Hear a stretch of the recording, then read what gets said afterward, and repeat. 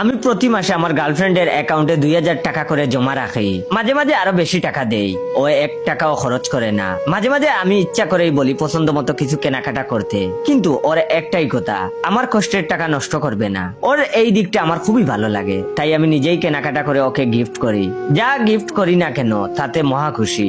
ওর হাসিটা দেখতে আমার খুবই ভালো লাগে। এইবার ঈদের ছুটিতে বাড়িতে যাওয়ার কথা ছিল, কিন্তু গার্লফ্রেন্ড একটা আবদার করলো, ঈদের দিন তাকে নিয়ে ঘুরতে হবে, ঈদের সারাদিন ওকে দিতে হবে। গত রমজানের ঈদে যেহেতু বাসায় সময় কাটিয়েছি, তাই আমি সিদ্ধান্ত নিলাম আমার ভালোবাসাকে সময় দিব।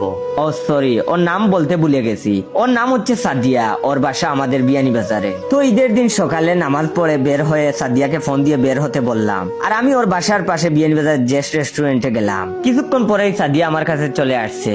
সাদিয়ার একটাই কথা, আজকে সারাদিন আমাকে নিয়ে ঘুরবে ওর ইচ্ছা মতোই। আজকে আমার চলতে হবে।